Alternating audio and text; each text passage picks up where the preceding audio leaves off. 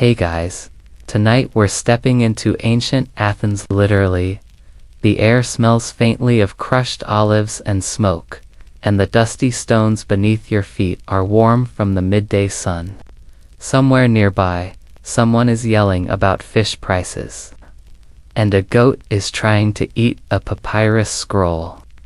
And right there, shuffling through the crowded agora in sandals that have clearly seen better centuries, is Socrates. His robe is a bit too short, he hasn't shaved in a while, and you can almost hear his dry, crackly voice questioning some poor teenager about the definition of goodness. This is not going to be a heroic tale full of battle cries and chariots. Nope, tonight's journey follows one scruffy old philosopher, and the even scruffier sandals he rarely bothered to change. You probably won't survive this, if you're expecting drama. But if you're here for slow, winding stories that feel like warm tea and lazy thinking, you're in exactly the right place. So, before you get comfortable, take a moment to like the video and subscribe, but only if you genuinely enjoy what I do here.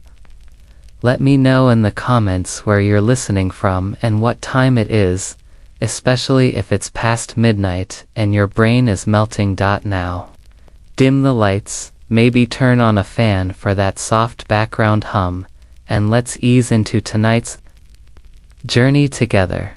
You start by watching Socrates from a little distance, the hem of his robe fluttering just above the dust. He doesn't walk with urgency.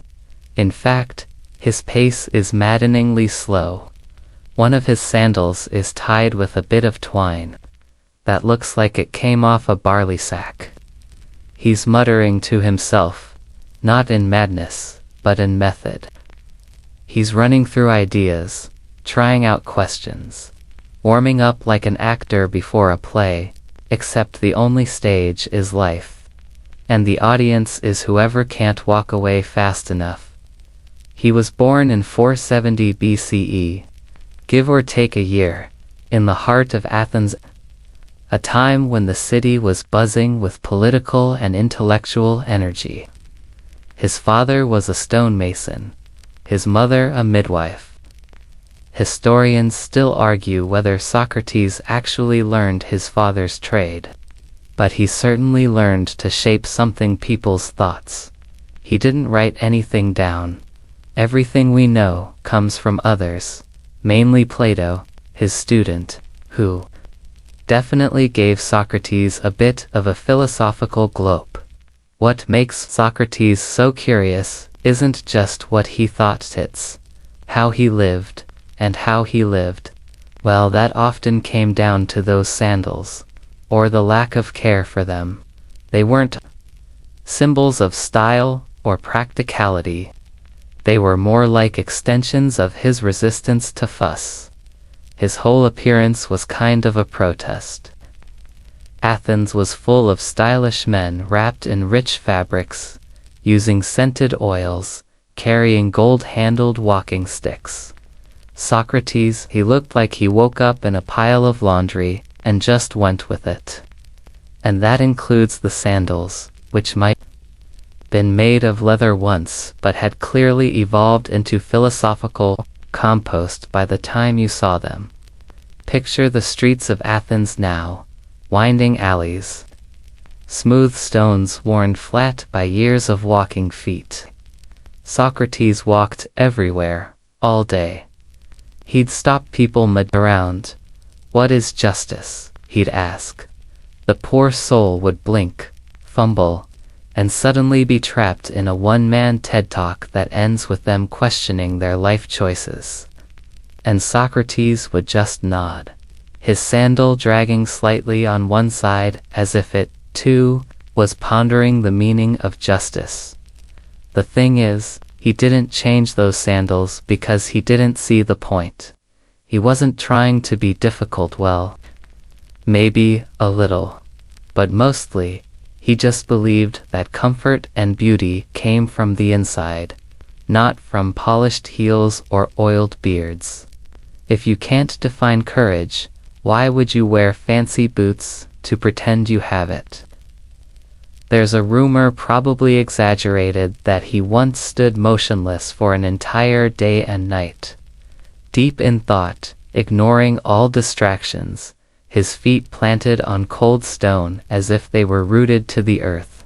Whether true or not, the story captures the spirit of the man, unbothered, focused, maybe mildly annoying to everyone around him.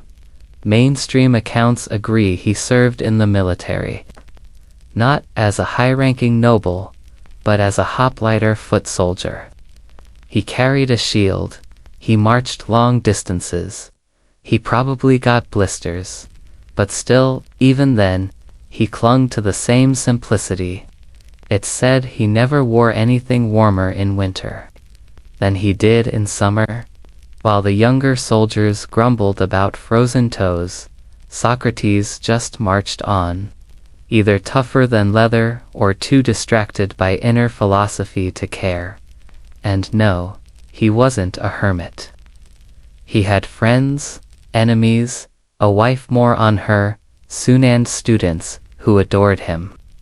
But he never once let status or social expectation dictate his wardrobe, or hygiene, if we're being honest.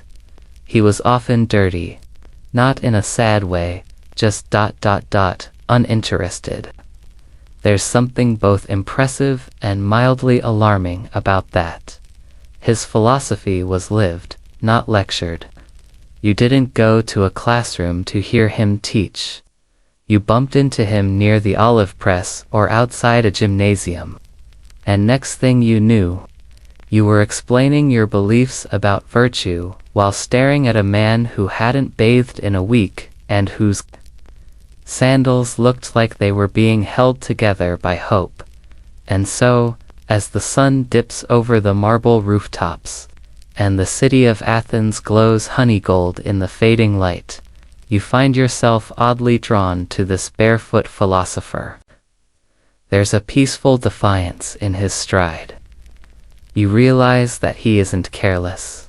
He's careful, just not about the things people expect. And maybe, just maybe, there's something oddly comforting in that. In a world constantly shouting about image, status, and self-promotion, Socrates shuffles forward, sandal strap dangling, asking softly, "But what does it mean to live well?" You trail behind him now, weaving through the winding alleys of Athens as the city wakes up in layers. The smell hits first, an oddly familiar mix of sweat, olive pits, and the faint sourness of fermenting grapes. The streets are alive with argument. Someone is shouting about the price of barley bread, a dog is barking at a bronze statue, and a child is chasing a runaway chicken. You hear your own sandals slap softly on the ground as you keep close to Socrates, who doesn't so much walk as drifts, low, deliberate, completely unaware of the chaos around him. The agora opens up ahead like a bowl of noise. This is the heart of Athens, its bustling marketplace and center of daily life. Merchants wave figs in your face. Philosophers squat under columns, gesturing wildly. Socrates, of course, heads straight for the part of the agora where the fish stink is strongest and the crowds are thickest. He never avoids mess. He walks into it. It's here, in the tangle of carts and cats and shouting old women, that Socrates does his best work. Not on a stage, not behind a podium, right here, next to a guy trying to sell eels. One young man, trying to look older by twirling his mustache, gets caught in Socrates' net. You recognize the pattern now, the innocent question, the thoughtful nod, and then the slow tightening of words. "What is courage?" Socrates asks him. "Well," the man says, puffing up It's bravery in battle. Socrates nods. Ah, but is a reckless man courageous too? Silence. The fishmonger snorts. A nearby dog sneezes. Historians still argue whether Socrates intentionally embarrassed people, or whether it just sort of happened. Some say he was trying to make them better. Others say he was simply a troll with a purpose. Either way, the streets of Athens gave him his classroom, and everyone, willing or not, became a student. The sounds around you seem to soften as you watch another conversation unfold. Socrates listens carefully, his face oddly serene, even as he dismantles someone's entire worldview. His sandals are still uneven. One foot slides slightly more than the other. You wonder if he even notices anymore, or if discomfort has simply become his default. Now picture the details of the city. Dust clings to everything. Homes are packed tightly, their walls washed in white lime and shaded with old olive trees. Small shrines peek out from corners dedicated to Hermes or Athena, depending on who lives nearby. The roads are a patchwork of sun and shadow. You feel the weight of the city's age, even in the stones, which seem to sigh under every step. Despite the crowd, Socrates moves without hesitation.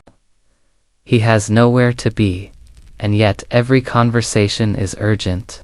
He believes the soul is more important than the body. He's said this often, even while chewing dried lentils or sidestepping piles of donkey dung. You polish your sandals, he once told a rich noble, but what of your thoughts? That noble walked away fuming. Socrates just shrugged and probably stepped in something unpleasant. One quirky detail people often miss is how familiar Socrates was with the working class. He wasn't just bothering scholars or noblemen. He talked with farmers, street performers, fish cleaners, even slaves. There's a half-remembered story possibly made up about him debating ethics with a man who trained dancing monkeys. The monkey, wisely, stayed silent.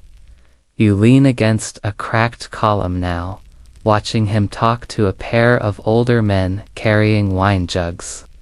One of them laughs nervously as Socrates asks, "If moderation is good, can you drink moderately to excess?" The man blinks, opens his mouth, closes it again. A pigeon lands nearby and immediately regrets it. The thing is, Socrates wasn't trying to teach in the way we understand teaching. He wasn't giving answers, he was unraveling assumptions. You can see it in the way people walk away from him, rubbing their heads, staring at the ground, wondering how they lost an argument they didn't even know they were in. It's not comfortable, but it's real. In a way, the discomfort is the point. Those sandals weren't just footwear. They were part of the whole message. Don't decorate the outside. If the inside's still tangled, you pass by a pottery stall, where the artist has etched a tiny figure onto a clay cup. It looks suspiciously like Socrates, bald, bearded, wearing, yes, very bad sandals. Even in caricature, his feet are famous. The artist notices you staring and smirks. "He owes me 2 drachmas," she mutters. Historians still debate how much of Socrates' image was crafted by others, especially Plato. But even if Plato embellished, the people of Athens certainly noticed the man with the relentless questions and the fraying shoes. Children mimicked his walk. Street poets made fun of his voice. And yet, day after day, he kept walking these streets unbowed. It's late afternoon now. The sun angles sharply across the square, and shadows grow longer. Socrates finds a bench, something close enough to a bench hand, sits with a grunt. His robe bunches at the knees, and his toes peek out from the front of his sandals.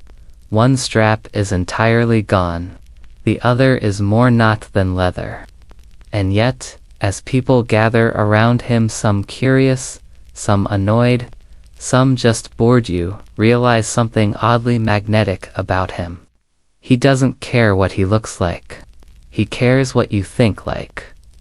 There's something weirdly freeing in that.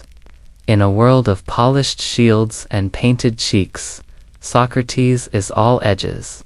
Frayed, sunburnt, occasionally smelly, but also clear, honest. Unafraid of looking foolish, if it means asking something true. As the sun begins to dip below the rooftops and the voices in the agora fade into softer echoes, you feel your own pace slow. Maybe it's the heat. Maybe it's the rhythm of Socrates' words. Or maybe it's the quiet realization that everything doesn't have to be perfect to be meaningful. Even a pair of sandals. The air shifts slightly now, and a light breeze stirs the dust along the worn cobblestones of Athens. You follow Socrates as he shuffles away from the agora, sandals kicking up tiny clouds of dirt. The hem of his robe flaps gently as he walks, and you realize there's no particular direction he's heading. He's not late for anything. He's not on his way to impress anyone. The philosopher just wanders. And with him, you begin to feel the strange comfort of aimlessness. He turns onto a quieter path, lined with olive trees, where the noise of the city fades behind the groan of old wooden doors and the occasional donkey's complaint. It's peaceful here, quieter, but Socrates remains the same. Still alert, still asking questions to himself, to anyone nearby, to the air. And still in those sad, sagging sandals that now seem like a metaphor. With souls. There's a group of well-dressed Athenians seated on carved benches nearby, discussing poetry. One of them looks up and winces as Socrates approaches. It's the clothing, or lack of refinement, maybe.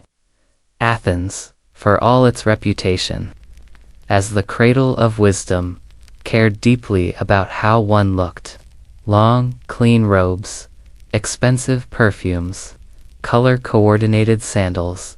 If you were truly someone, and yet here comes this barefoot brainiac with a beard that looks like it once stored CHICKPEAS. Understand how radical that was. You need to feel the cultural pressure of Athenian society. Public image wasn't just vanity, it was virtue. If your tunic was dirty, it meant your mind probably was too, or worse, that you were poor. And in a city where influence and reputation mattered more than bank balances, appearance was your calling card. But Socrates, well, he turned that on its dusty, blistered heel. You watch him sit near a fountain, completely oblivious to the eye rolls. His robe bunches up again, revealing feet that might have once been described as leathery, but have now reached a stage beyond categorization. A wealthy man, one of those reclining poetry types, asks Socrates, "Why don't you ever dress like someone with sense?" And Socrates, without missing a beat, says, "Because I don't want to look like someone who needs admiration." Ouch. The poet adjusts his sash and says nothing more. Historians still argue whether Socrates was deliberately performing poverty or whether he genuinely couldn't care less. Either way, his wardrobe or lack thereof made a statement. He believed virtue was internal, and virtue, he said, was the only true form of wealth. That's nice in theory, but in practice, It made dinner parties awkward. His relationship with fashion, and by extension social status, wasn't just philosophical, it was stubborn. He refused to be distracted by anything he thought superficial, and clothing, with all its bright dyes and elegant folds, was among the most superficial. He didn't reject comfort entirely. He just didn't see it as important. Why waste time matching your sandals to your belt when you could be contemplating mortality? One fringe anecdote, likely exaggerated, says that Socrates once walked into a lavish shoe shop, circled the room slowly, gazing at the expensive leather and gold-inlaid soles, then smiled and said, "So many things I don't need." Then he left, without touching a thing. You imagine the shopkeeper blinking in stunned silence, maybe even a little relieved that the philosopher and his rather organic scent was leaving. The philosopher's distaste for flash extended even to how he spoke of wealth. He often compared riches to distractions. If you have too much, he said, you spend your life protecting it. If you have little, you are already free. It's a neat idea, but try saying that to someone who hasn't eaten in 2 days. Socrates, of course, did eat, just not lavishly. His favorite meal, it's said, was barley mash, unseasoned, probably served cold. Somehow that tracks, and yet, for all his grunge and grumble, people listened. Not just peasants, but aristocrats, generals, playwrights, even lawmakers. They may have rolled their eyes at his appearance, but they couldn't ignore his mind. He'd stroll up to a man in velvet and sandals studded with mother of pearl and say, "Is your soul as polished as your feet?" The man might scoff at first, but then he'd think, and that was Socrates' true talent, planting doubt like a seed, then walking away before it sprouted. You sit down nearby, legs folded, watching as a small group gathers around him. He's telling a story, something about a traveler who chased fame until he forgot where home was. The moral is unclear, but the rhythm of his words is soothing. Even the birds seem too quiet. A young man, clearly trying too hard to impress, asks, "Socrates, if the gods care what sandals you wear?" Socrates tilts his head and responds, "If they do, I'd be in trouble." Laughter ripples through the group, but you notice the hint of something deeper in his voice. Maybe he really did wonder. Sometimes if he was pushing too hard against the tide, but he never stopped. Socrates believed that every person must examine their life. The unexamined life, he said, is not worth living. That phrase echoes now, even as the sunlight grows softer, washing over the peeling walls and uneven stones. The sandals, barely holding together, seem to say the same thing. Don't glide through life unthinking, walk it. Even if it hurts your feet a little. A breeze lifts a corner of his robe, he doesn't move. You realize he's so still, so fully present, it's like the world bends around his stillness.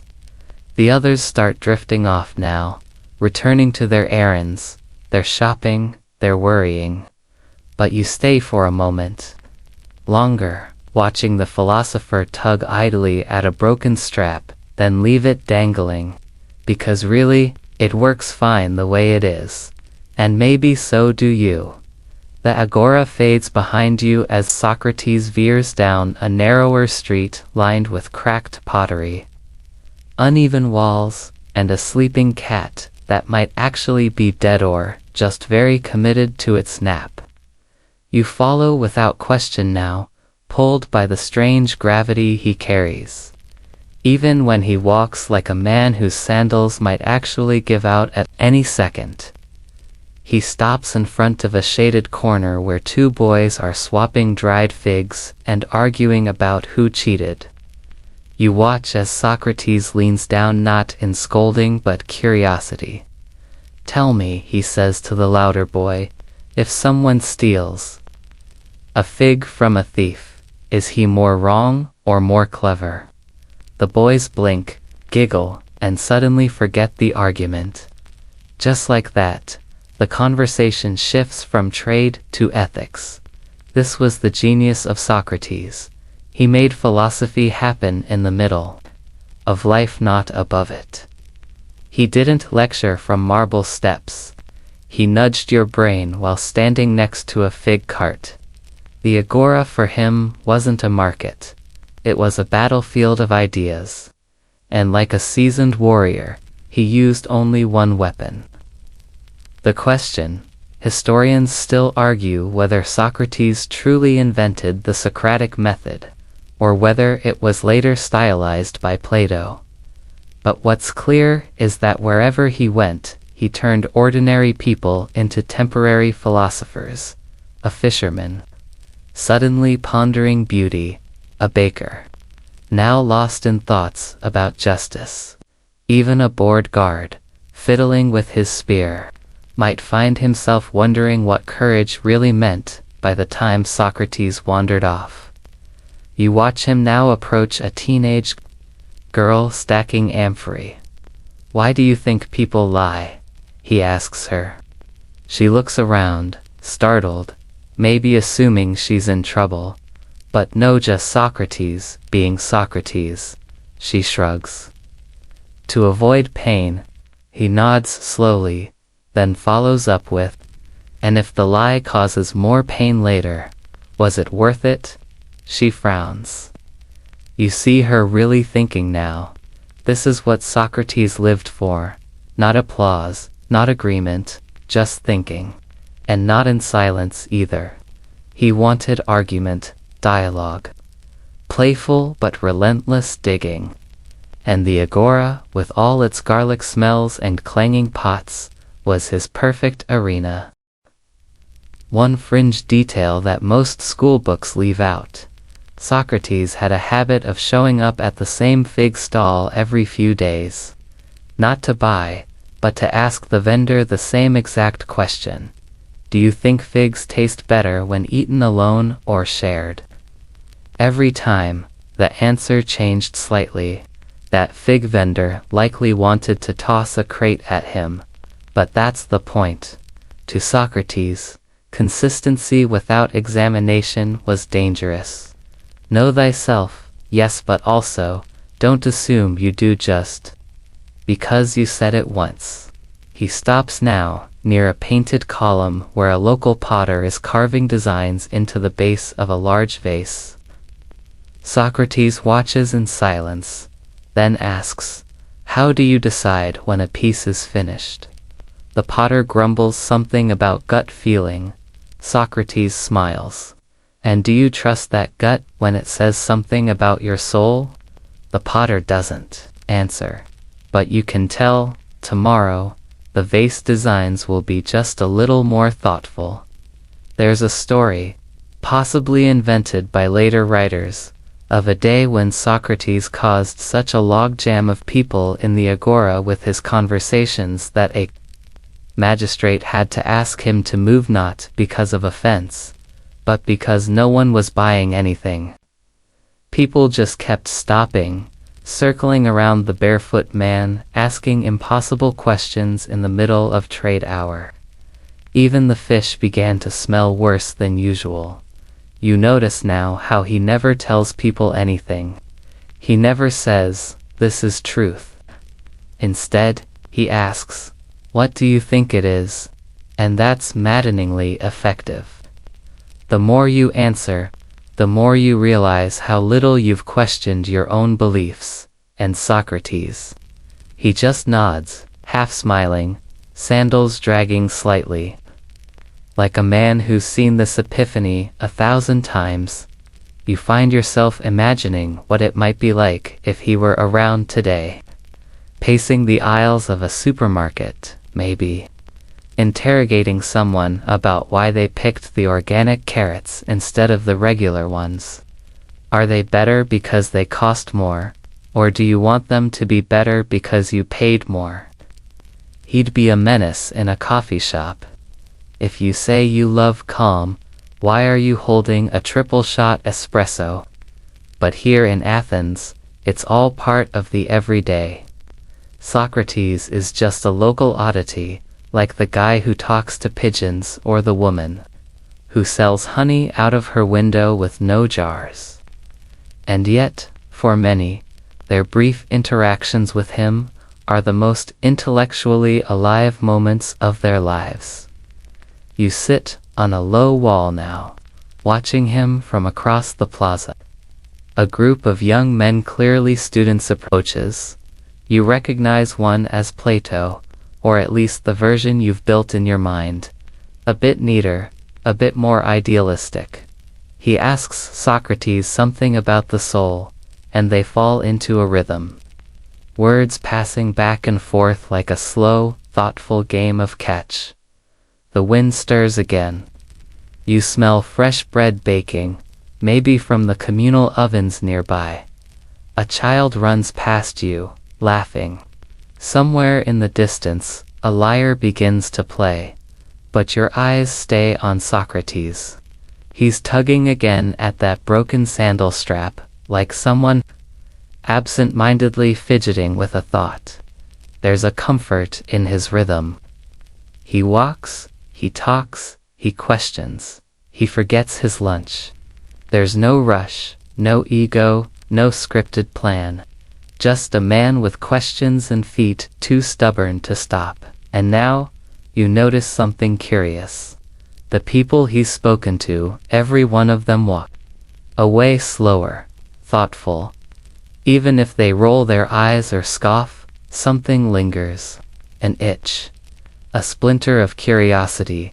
That maybe is the real legacy. Not the words he said, or even the method he used, but the quiet way he planted restlessness. In you. In me. In anyone willing to pause long enough to wonder, what have I never asked myself?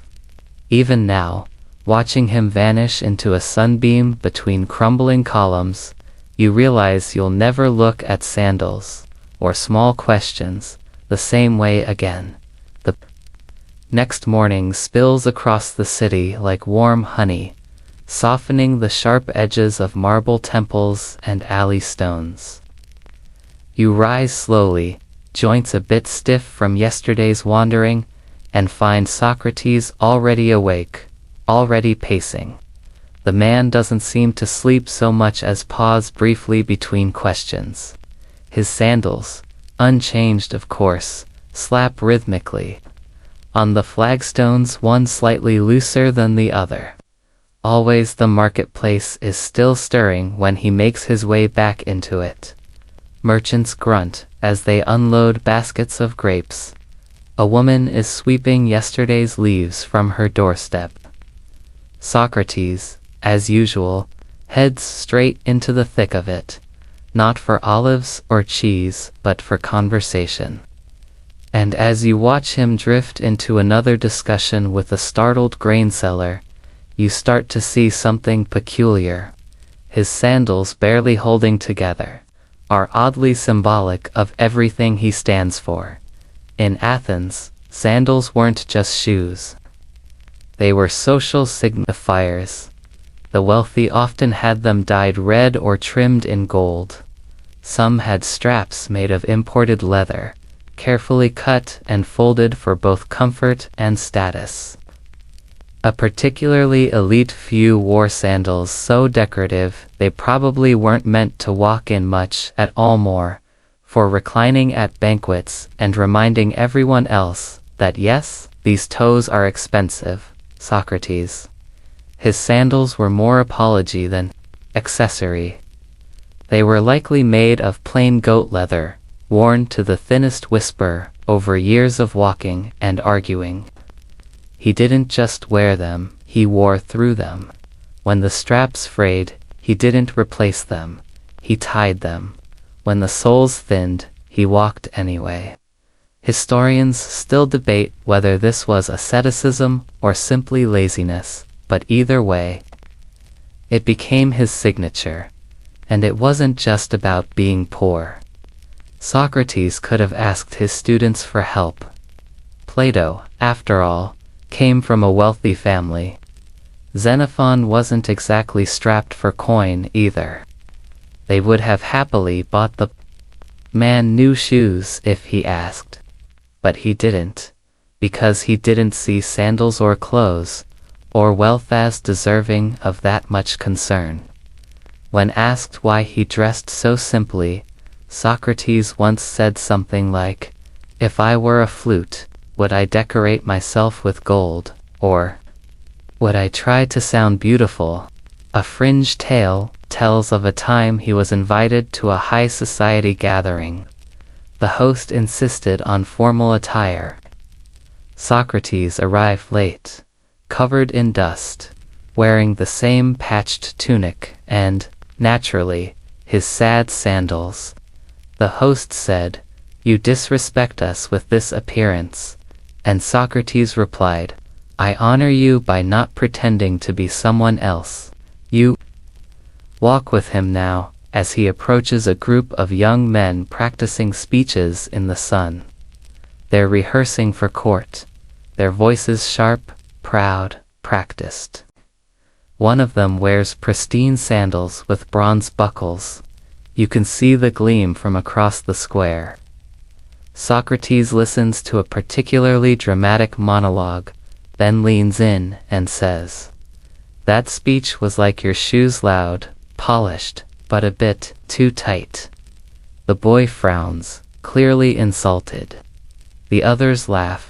The moment passes, but the comparison sticks, because Socrates believed that style, unexamined, was hollow. You could wear silk and speak like a god, but if you hadn't questioned why you did either, it meant little. His sandals were a quiet protest against the noise of performative living. They were falling apart, yes, but they were honest. And there's another layer to this.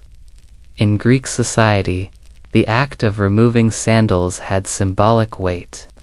People took them off in temples as a sign of humility. In tragedies, a lost sandal often foretold doom or transformation. Some myths even revolved around a single missing sandal. Socrates, whether he meant to or not, walked through life right on the edge of that symbolism. His were never quite on, never quite off, always worn out. Just like his questions never answered, never dismissed. You pass a sandal maker's stall now. Rows of neatly cut soles, leather straps in bundles, a smell of oils and fresh polish. The craftsman glances up at Socrates and snorts, still wearing those relics. He calls Socrates, looks down, lifts one foot, wiggles his toes, and says, "They haven't abandoned me yet." It's half joke, half proverb. You find yourself smiling. Some scholars claim Socrates' whole philosophy was like his footwear, built from common materials, tested over long journeys, fraying at the edges, but somehow enduring. His ideas weren't sleek or easy. They were handmade and occasionally uncomfortable. They rubbed blisters before they brought insight. Like walking too long in worn sandals, sometimes the questions hurt before they helped by midday. The sun blazes over Athens, and the marketplace sizzles with heat and flies. Socrates, unfazed, continues meandering. He steps over a sleeping dog, pauses to admire a poorly carved statue, then engages a startled midwife in a question about the nature of love. You sit under an awning nearby, trying not to doze, but you notice something. Every person who talks to him briefly glances down afterward, at their own shoes, as if wondering if they, too, have been walking thoughtlessly through their lives. That's the thing with Socrates. He didn't just argue. He made people notice the little things, the frayed lace, the scraped toe, the way your heel drags more on the right side. He turned the mundane into metaphor.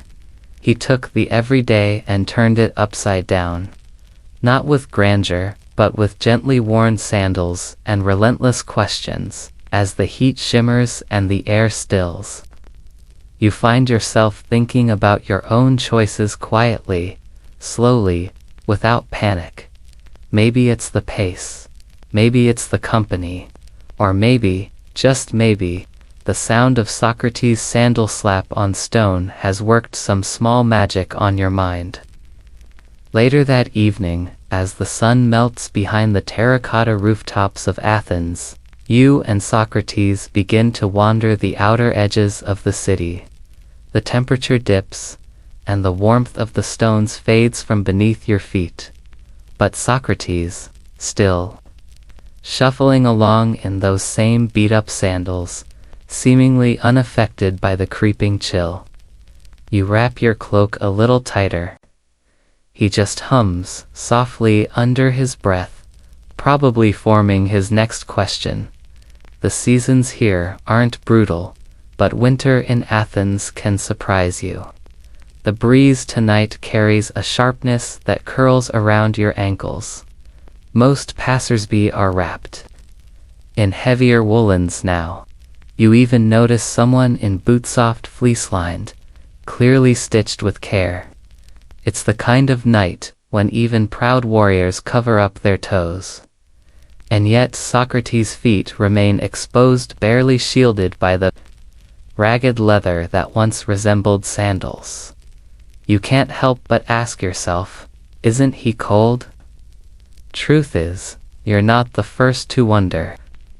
Accounts from his contemporaries describe him enduring bitter winds without so much as shivering. In Plato's Symposium, there's that famous moment where Socrates stands motionless outside in the snow for hours, completely unbothered, deep in thought. Whether it happened exactly like that, historians still argue, but no one disputes the man's sheer tolerance for discomfort. Theories vary. Some say he had an iron constitution.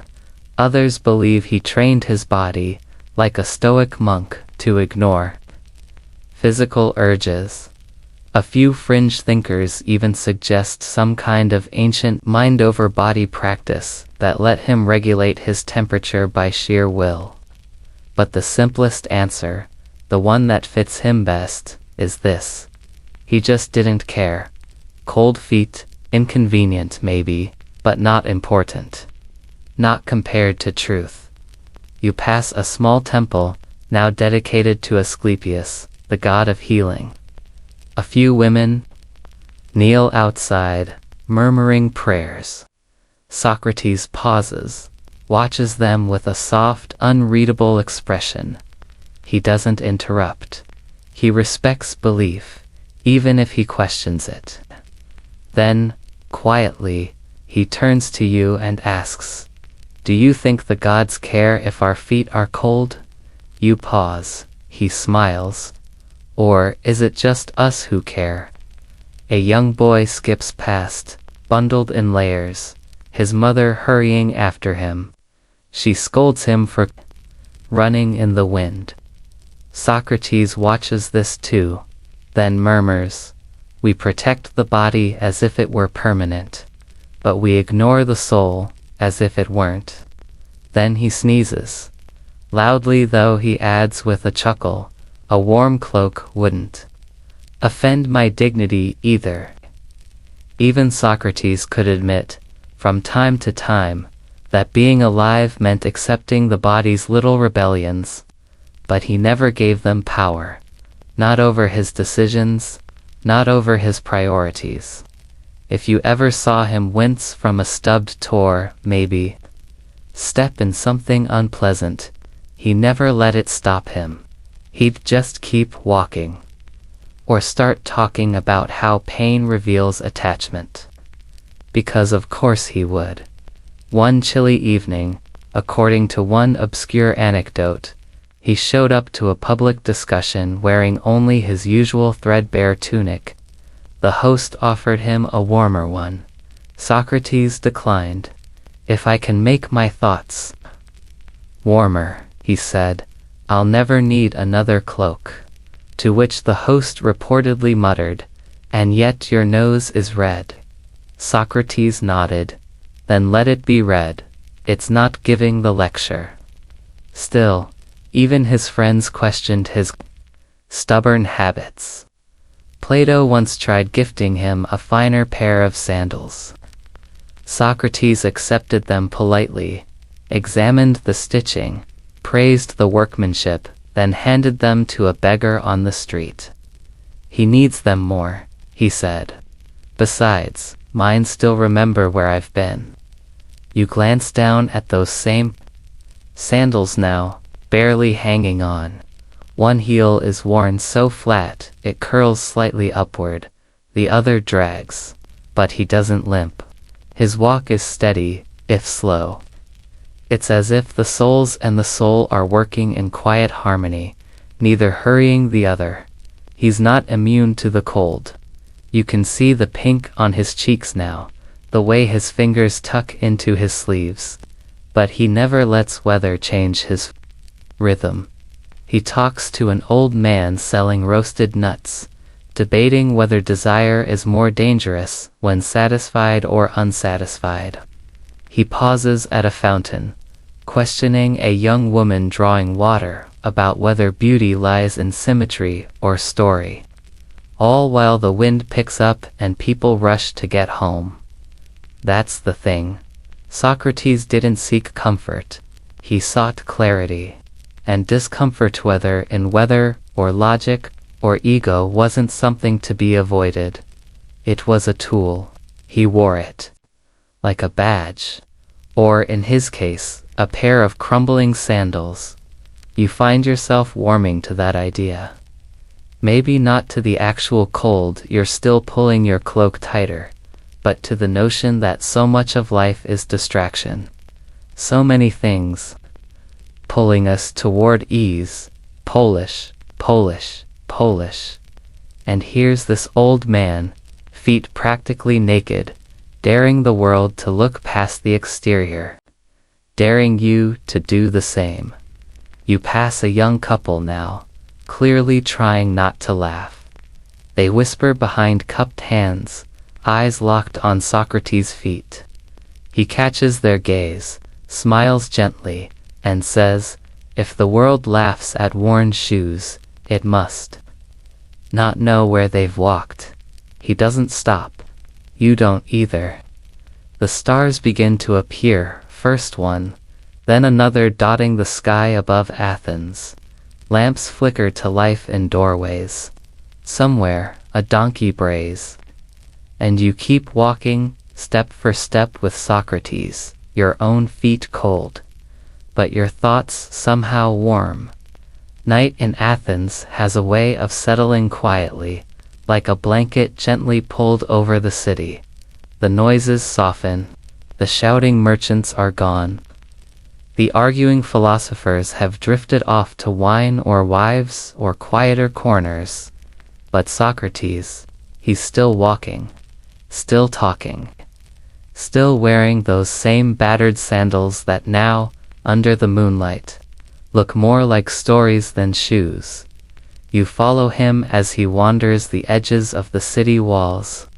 It's quieter here, the streets emptier. Every few steps, the worn leather of his sandals makes a soft scuff on the stone. The left one drags just a little more than before. He notices, briefly tugs at the strap now. More of a suggestion than a real fastener, but shrugs and moves on.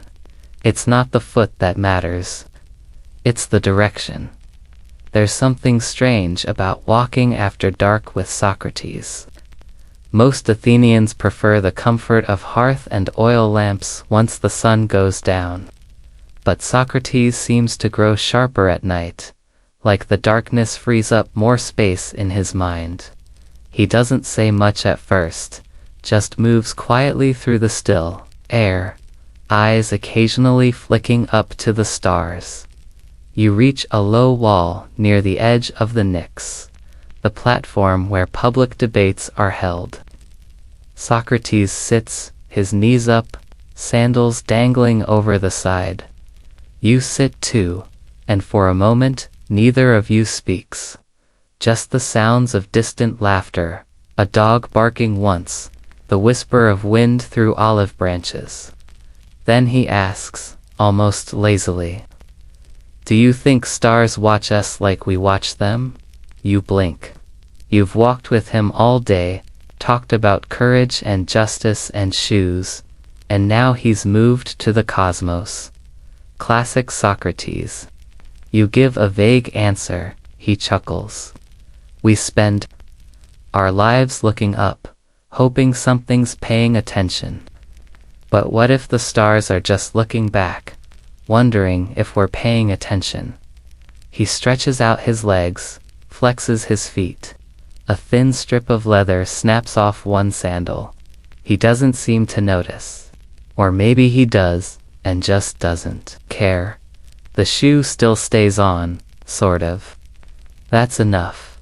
Historians still argue whether Socrates truly believed in the traditional Greek gods. Some claim he was deeply spiritual but critical of blind faith. Others say he believed in a higher moral logic rather than divine personalities. What we know is that his questions about the gods often annoyed the religious authorities and, eventually, played a role in his trial. But on nights like this, you sense that his relationship with the divine wasn't about temples or sacrifices.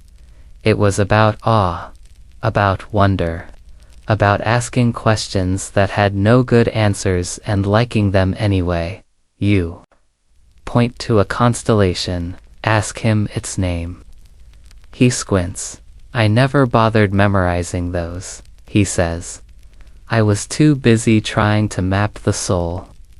Then, after a beat, he adds, besides, all the good ones are already named after people who fought each other. He has a point. One of the quirks people often forget about Socrates is that he had an unusually good sense of humor. It wasn't loud or flashy, it was dry, like dust. He could drop a joke in the middle of a deadly serious argument and leave everyone blinking. There's a fringe anecdote where he debates a wealthy man about the afterlife. Then deadpans, of course. If I'm wrong, I suppose I'll be the one surprised. He never laughed at his own jokes. He just let them sit there, like a trapdoor. You glance at his sandals again. They're truly in bad shape now. One heel has completely peeled away. The leather tongue flaps every few steps. And yet, he still walks with that same unhurried purpose. You remember what he said earlier about shoes remembering where they've been. You wonder what these shoes have seen. Wars, trials, debates, friendships maybe. Even love. Speaking of love, Socrates didn't avoid the subject. In fact, he was known to ask about it often. What is love, if not the longing of the soul for something it cannot name? He once asked a young soldier, who responded by stammering and dropping his spear. Tonight, under the stars, you bring it up. Do you think love is rational? He tilts his head, as if you've just handed him a puzzle. Then he smiles. Love is the only madness we call wisdom when it lasts. You both sit quietly with that one for a while. Eventually he rises again. The moon is high now. Your legs are tired, your feet sore, your brain gently buzzing from too much philosophy and too little sleep. But Socrates, still ready, still questioning, still walking. There's something both exhausting and exhilarating about being in his orbit. You never quite rest, but you never quite feel dull, either. He's a walking paradox. Messy but clear, tired but tireless, grounded yet soaring. And those sandals, poor, loyal sandals, are the perfect metaphor. They don't shine, they barely hold together, but they go. They take him exactly where he needs to be, which is wherever the next question lives. You begin to feel it now, the pull of rest. The city's lullabies, crickets' footsteps, the soft murmur of evening wrap around you like a shawl. Socrates is still talking softly, mostly to himself now. Something about beauty, or time, or maybe breakfast. But his voice blends into the dark, into the rhythm of his sandals, into the quiet hum of the sleeping city. You don't need to understand it all, you just need to keep walking a little longer, listening a little closer, until sleep arrives, like a philosopher with kinder questions. Morning light creeps into Athens like a lazy student late, slow and yawning as it stretches across rooftops and alleyways. You wake to the sound of clanging pots and faint temple bells, and before you've even fully opened your eyes, you hear the unmistakable scuffle slap of worn-out sandals against stone. Socrates, already up, is pacing in a circle around a very confused-looking goat. You sit up. He's mid-sentence, asking the goat's owner whether animals are capable of shame, or if that's a uniquely human burden. The man shrugs. The goat sneezes. Socrates seems satisfied either way. His sandals are looking worse than ever. One now flaps with every step like a flag in a lazy wind. The other has taken on the shape of a sad pancake. Yet, he walks on. You've stopped expecting a change. If someone handed him new sandals right now, stitched leather, soft soles, maybe a bit of shine, you suspect he'd thank them kindly and give them away within the hour. After all, the sandals aren't broken to him. They're functional, they do their job. Why replace what still walks? He's said it before, luxury is the apology of the insecure. That line stuck with you. He delivers it casually, like someone commenting on the weather, but it lingers. Long after, especially when he strolls past marble homes, where the residents are arguing over which shade of purple dye to wear for festival season. You glance at Socrates' feet, practically asking the earth for mercy, and you wonder how many layers of apology you're wearing without realizing it. Today, the agora is already buzzing. A man's been accused of overcharging for wine, and there's a minor scandal involving an altar donation that went mysteriously missing. In other words, a regular morning in ancient Athens. Socrates weaves through it all, not as a participant, but as an ambient disturbance. People notice him. Some nod, some roll their eyes. One woman mutters, "Still no sandals," under her breath. He smiles and replies, "Still no answers." He approaches a small group of tradesmen, arguing over who deserves a municipal contract to fix a collapsed fountain. There's finger-pointing accusations of laziness. One man references a goat that allegedly wandered into the construction site.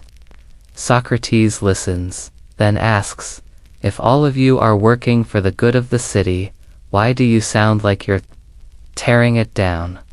No one answers right away. Then someone laughs. The mood shifts. You watch as frustration turns to conversation. It always happens like that around him. Chaos in, questions out, insight occasionally sneaks in. Historians still argue whether Socrates' constant presence in public disputes was helpful or irritating. Some claim he diffused tensions with his questions. Others believe he made things worse by stalling real decisions with endless philosophy. But even his critics admit he made people think, sometimes unwillingly. You follow him now to a shaded patch near the steps of a small library. He sits cross-legged, the thin leather of his sandals barely hanging on, toes peeking out like curious mice. He calls over a few teenagers, clearly trying to look cool while loitering, and starts a discussion on the nature of luck. Is fortune blind, he asks, or do we simply close our eyes when we don't like the truth? One kid scoffs. Luck is just the gods being moody. Another says, it's just being in the right place at the right time. Socrates tilts his head. Then is wisdom the art of knowing where to stand. The kids fall silent. You see it again, that Socratic ripple, a phrase, a pause, a shift, a quirky, rarely mentioned detail. Socrates once tried to predict the weather based solely on the shape of his sandals' wear pattern. He claimed that the foot's balance could reveal changes in humidity. No one took him seriously, of course. But years later, one of his students noted, he may have been wrong, but at least he was wrong with wonder. There's something beautiful in that. It's noon now, and the sun is high. You both rest near a wall where ivy creeps over cracked stone. A dog snores in the corner. Socrates unfastens what remains of one sandal, studies it, and ties the leather back together with a thin string. He doesn't sigh, doesn't curse it, just fixes it enough to keep going. You know, he says, people always ask why I don't fix my shoes. But no one asks if my thoughts are broken. He stretches out his legs. Maybe they are, but I'd rather keep patching my mind than polishing my feet. It's hard to argue with that. Not because he's right, though, he probably is, but because there's something disarming about how calmly he says it. He's not demanding agreement. He's just offering reflection. You glance at your own sandals. They're fine, sturdy, clean, comfortable, but suddenly they feel a little loud, a little too perfect. You wiggle your toes self-consciously. That's the strange power of Socrates. He makes you second-guess things you've never even noticed before. Not to shame you, but to nudge you. He doesn't want you to change your sandals. He wants you to ask why you chose them. As afternoon fades, you both stand. He tugs at his robe, brushes a bit of dirt off his knee, and resumes his stroll. His steps are uneven, the left dragging slightly behind, but he doesn't mind. He walks like a man who's decided long ago that answers are less important than the questions, and that every scuffed heel and flapping sole is just another part of the conversation. You follow without hesitation. And maybe, for the first time in a while, your steps slow down, not because you're tired, but because you're starting to enjoy the rhythm of wondering. The breeze picks up as the afternoon deepens, stirring the fine dust of Athens into soft spirals that dance along the roads. You and Socrates have wandered back toward the outskirts of the city, where fields stretch beyond the walls and olive groves, the hills like a lazy patchwork quilt. He moves a little slower now. The day's walking has taken a toll, especially with sandals as loyal and flimsy as his. You can see the outline of his foot nearly printed through the worn leather, and yet he walks like it doesn't bother him. Or maybe it does, and he just doesn't find that reason enough to stop. You pass a group of children playing some version of tag. their shrieks slicing the quiet like birdsong.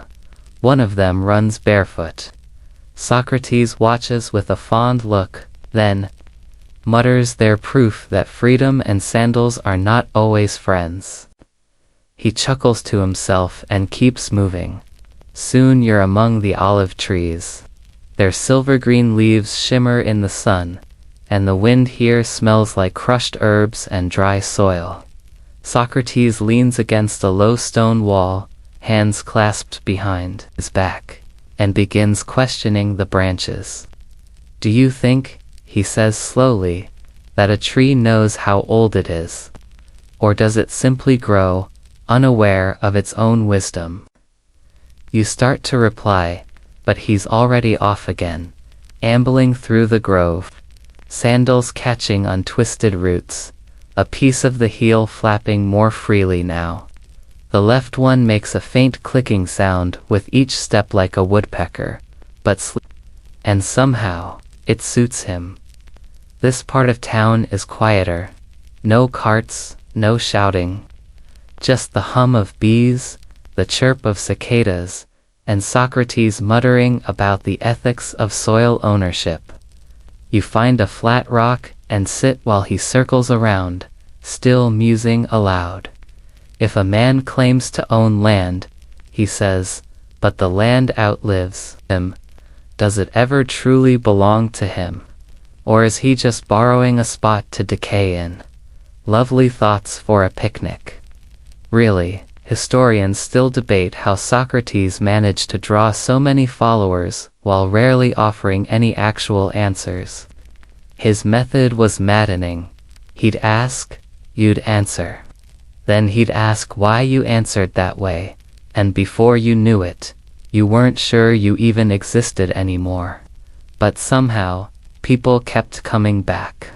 Because even when he unraveled you, he did it gently, with care, with the same slow persistence as his sandals, inching across the earth. A lesser-known story involves Socrates and a farmer out in these very groves. The farmer asked him why he didn't own land or farm his own food. Socrates replied, "Because I already harvest thoughts, and they grow without plows." The farmer blinked, offered him a plum, and never asked again. You lie back now, staring at the sky through thin olive branches. Socrates sits beside you, both sandals stretched out in front of him. He studies them briefly. "You know," he says, "these may outlive me after all." You glance at them, skeptical. One is held together by little more than faith and friction. Or at least, he continues, they'll be talked about longer than I will, and you realize, he's not entirely wrong. There's something symbolic about them, now those sandals. Once, just sad-looking footwear, they've become part of his philosophy. Not by intention, maybe, but by persistence. He never needed to declare them a symbol. They just became one. Not by boasting, but by refusing to disappear. Like his ideas. You ask him, quietly, if he's ever considered wearing something more comfortable. He grins. Comfort, he says, is a kind jail. It lets you sit still and forget you're trapped. Then he lifts one sandal and shakes a small stone out of it. Though, he adds, a little less gravel wouldn't hurt. There's that odd duality again. He's not trying to suffer. He's not a martyr. He's just uninterested in upgrading his life in the ways that most people chase. Finer clothes, softer shoes, bigger houses. He doesn't need them. Not because he wants to prove anything, but because he's simply fine without them. You sit together for a while, the shadows growing longer. Somewhere, a shepherd calls to his flock. A dove flaps lazily overhead, and Socrates, now reclining slightly against the stone, closes his eyes. You wonder if he's sleeping, but then he speaks. Do you ever think we remember things the wrong way? He asks. Like maybe we forget the wrong details and keep the useless ones. He wiggles his sandal. Will anyone remember these? You want to say yes, that they already mean something, that people will remember everything. From his wild logic to the crooked way his sandal wrapped around his foot. But you just nod, because you're starting to see it too. The sandals aren't separate from the man. They are the man, unpolished, inconvenient, stubbornly functional, unchanged, despite countless opportunities. He could have walked more comfortably, more fashionably, more cleanly. But instead, he walked honestly, and now as the sun lowers behind the hills, you realize you've never felt calmer. Not because you have answers. You don't. But because you're finally learning to live with questions. Even if your feet are sore, you awake to the soft, golden glow filtering through the shutters of your small room. The smell of fresh bread and olives drifts in from the street below, mingling with the faint scent of herbs drying on the windowsill. Socrates is already up, of course, his sandals tapping a familiar, uneven rhythm as he paces near the doorway. They look worse than ever, one sole flapping like a flag, the other barely hanging on, but they carry him still, a stubborn echo of every step he's ever taken, as you follow him into the city's waking bustle. You notice how people give way, some with smiles, others with mild annoyance. The philosopher's presence is like a gentle disturbance, a ripple in the calm pond of daily routine. He's a man who doesn't just walk through life, he nudges it awake. Today, he drifts toward the theater district, where stone seats circle the open-air stage and shadows still linger from last night's plays. He watches silently as a group of actors rehearse, their gestures exaggerated, voices booming with practiced drama. When the director asks for feedback, Socrates steps forward, not to critique, but to ask, what is tragedy, if not the story of our own stubborn refusal to see the truth? The actors pause, blinking, unsure whether to laugh or ponder. This is classic Socrates appending expectations with a question that feels both profound and maddeningly simple. He trails off toward a nearby fountain, the water's soft burble filling the air. You sit beside him on the stone edge, watching droplets scatter light like tiny stars. He pokes at a cracked tile, as if searching for answers beneath the surface. People rush to decorate their lives, he says quietly. But sometimes, the cracks are what tell the story. The sandals dangle beside you now, worn and battered, but still connected to a man who refuses to stop moving, questioning, living. The heat of midday presses down on the city, thick and heavy like a wool cloak draped too tightly. You follow Socrates through twisting alleyways and narrow courtyards where laundry flaps lazily on lines and the scent of roasting lamb drifts through open windows. His sandals slap softly on the uneven stones, the left one now almost completely detached, held on by a single stubborn strap that seems to mock durability itself. Despite their sorry state, those sandals carry him unfailingly, just as his questions carry the weight of centuries. Today, he stops beside a potter's stall, where fresh clay wafts rich and earthy in the heat. Watching the artisan shape a vase with practiced hands, Socrates leans in and asks, "Do you think the soul is like this clay, malleable, waiting for form, or is it more like the fire that hardens it?" The potter glances up, wiping sweat from his brow, and shrugs. You notice the kids nearby pause their play to listen, caught by the unusual conversation. The city feels alive in this moment, not just with noise, but with a quiet magic of shared curiosity. You glance down at the sandals again, noting how one sole curls upward like a tired smile, the leather cracked and faded but still faithful. It's hard not to see them as more than mere footwear. They're a metaphor for persistence, imperfection, and the slow journey toward understanding. Historians still argue whether Socrates' simple lifestyle was an act of philosophical defiance or pure practicality. Some claim it was a teaching tool, living proof that wisdom does not depend on wealth or appearances. Others believe he simply never cared enough to bother with comfort. But whatever the reason, those sandals have become a symbol of endurance, of humility, and of a life lived questioning every step. As the sun lowers, you realize you've walked alongside not just a philosopher, but a man who turns the mundane into the extraordinary, one frayed sandal strap at a time.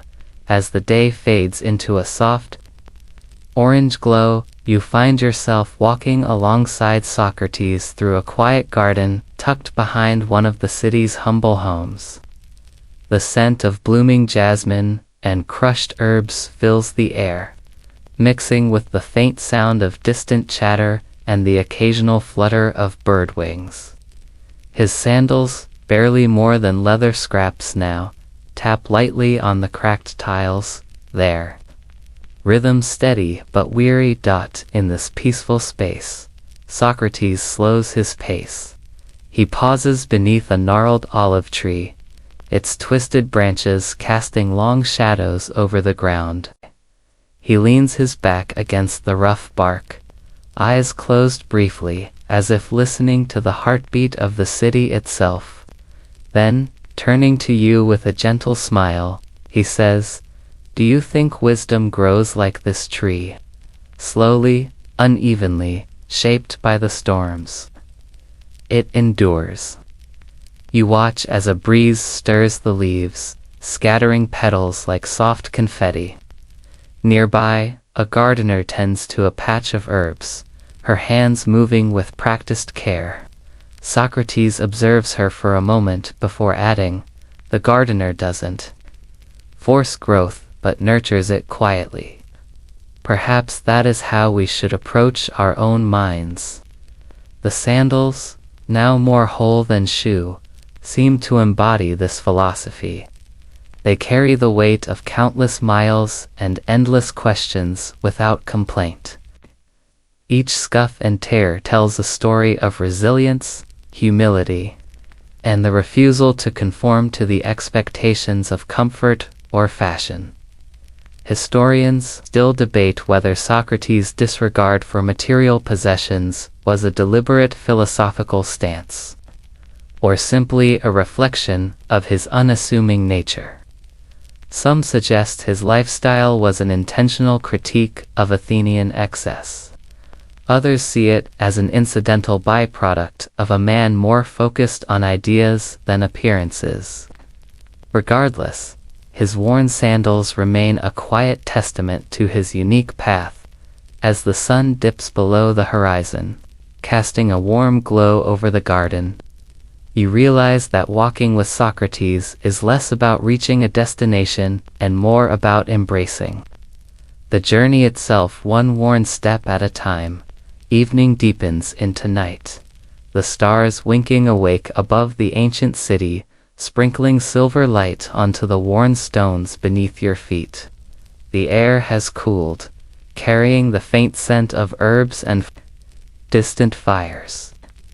Socrates walks ahead, his sandals making their familiar, uneven sounds, one dragging slightly, the other fluttering like a tired bird's wing. Despite their sorry state, they still carry him forward, just as his relentless questioning carries him through life.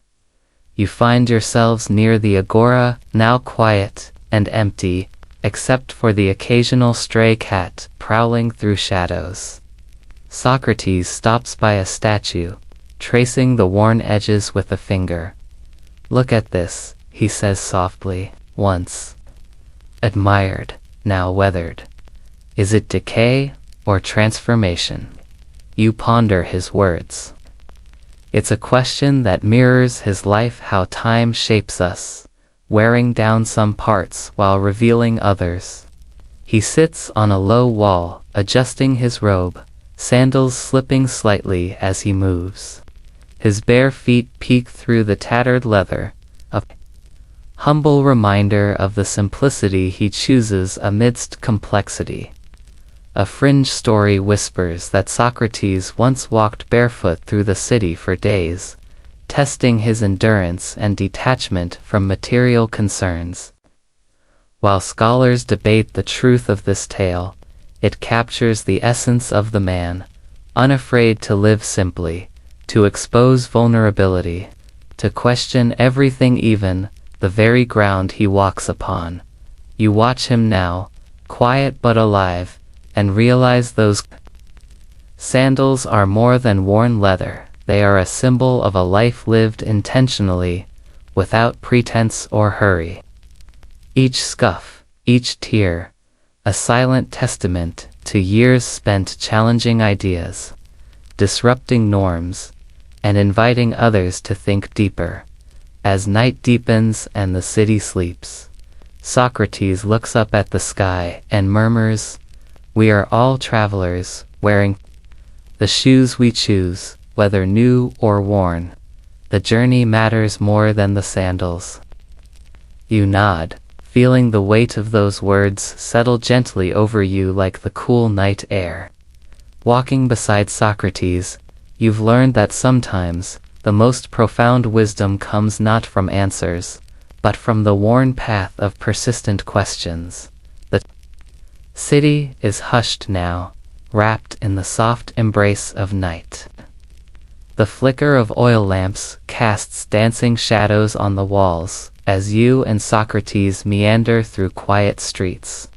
The philosopher's sandals barely making a sound, now a gentle whisper against the stone. Their once distinct shape has all but melted away into a mosaic of patches and wear, yet they still carry him steadily, faithfully. You pause beside a small fountain where water trickles softly, its murmur blending with the distant calls of night birds. Socrates crouches, dips a hand into the cool flow, and lets it trickle through his fingers. Water, he muses, is like thought, always moving, shaping the world quietly but inevitably. You lean close, listening to the soothing rhythm. He sits back on his heels, sandals resting lightly on the ground, and turns to you. "You know, people often ask why I refuse new shoes, why I cling to these ragged things, but they miss the point.